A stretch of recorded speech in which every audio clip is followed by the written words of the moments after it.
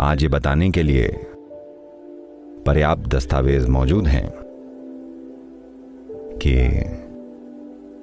पौधे भी किसी भी दूसरे प्राणी की तरह ही संवेदनशील होते हैं।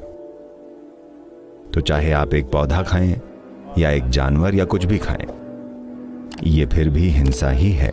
बस फर्क ये है कि पौधे चिल्लाते नहीं हैं, वो चिल्लाते हैं पर आपको फर्क नहीं पड़ता। बस ये दिखाने के लिए पर्याप्त सबूत मौजूद हैं कि वो चिल्लाते हैं। इसे इस तरह रिकॉर्ड किया गया है कि अगर मान लीजिए एक जानवर आता है, ये पेड़ों के बीच होता है, मान लीजिए कहीं 1000 या 10,000 पेड़ हैं।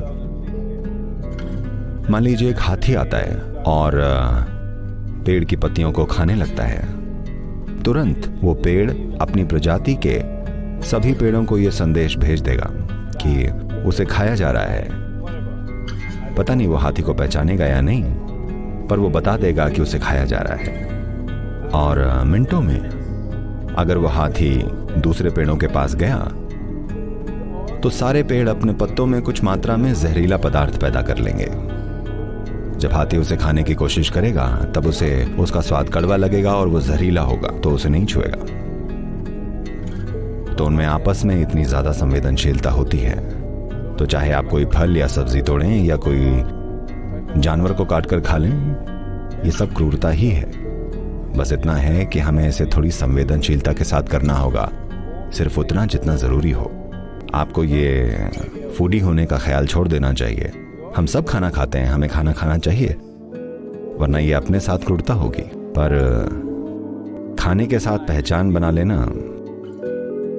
ये ठीक नहीं है, क्योंकि उसका मतलब है तब हम सिर्फ अपना पोषण नहीं कर रहे होंगे बल्कि उसी में डूब जाएंगे।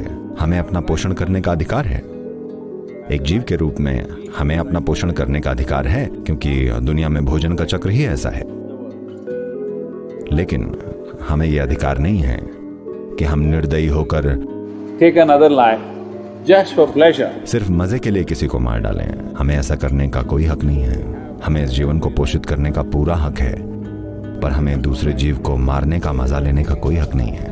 तो खुद को फूडी मत कहिए, क्योंकि भोजन को कभी आपकी पहचान नहीं बनना चाहिए। जिंदा रहने के लिए, पोषण के लिए हमें किसी पल में जो कुछ भी खाना पड़ेगा हम खाएंगे।